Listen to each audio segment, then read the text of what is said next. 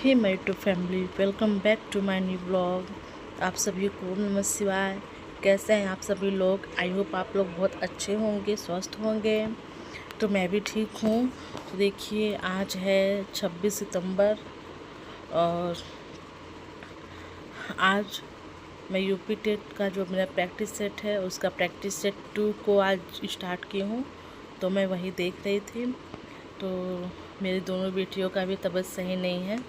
देखिए, दोनों को फीवर आ रहा है। तो बड़ी वाली बेटी मेरी पास में सोई है और छोटी वाली अभी तुरंत सो के उठी थी। तो सोची कि फिर सुला दूँ, तो नहीं सो रही थी। तो फिर सोचा कि और सुलाने की कोशिश करूँगी तो समय बीतता जाएगा।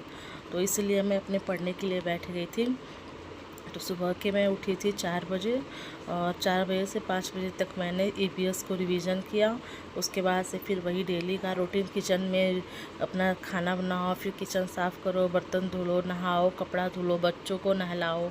बच्चों का सारा मतलब काम वाम करने के बाद मुझे पढ़ते पढ़ते लगभग 11 बज चुके थे। तो 11 बजे मैं पढ़ने बैठी थी।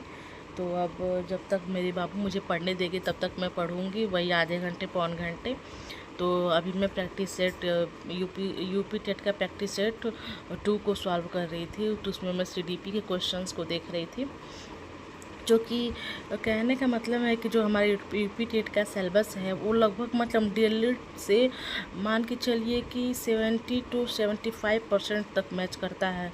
तो इसमें मैं प्रैक्टिस सेट में देख रही थी मतलब लगभग बहुत सारे क्वेश्चन हम लोगों ने डीएलएड में पढ़ रखा है। तो वही है कि मतलब हम लोग को बस रिवीजन हम लोग कर लेंगे थोड़ा ध्यान से, तो लगभग यूपी टेट हम लोग का तैयार हो जाएगा। और बाकी जो नया सिलेबस में है, नई चीज़ें हैं, वो तो हम अपना यूट्यूब से तैयार कर ही रहे हैं। तो कुछ लोग बुक से करते होंगे, कुछ लोग यूट्यूब से करते होंगे, कुछ लोग ऑफलाइन कोचिंग सेंटर से करते होंगे।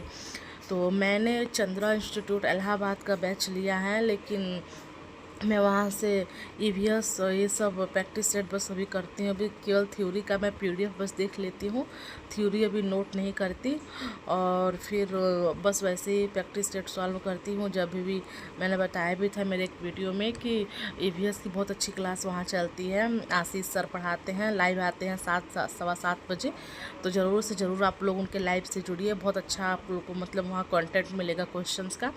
और बाकी एक स्टडी पाठशाला 2.0 करके हैं, वहाँ से मैं थ्योरी कुछ नोट्स कर लेती हूँ, क्योंकि उनके पढ़ाने का तरीका भी मुझे बहुत अच्छा लगता है।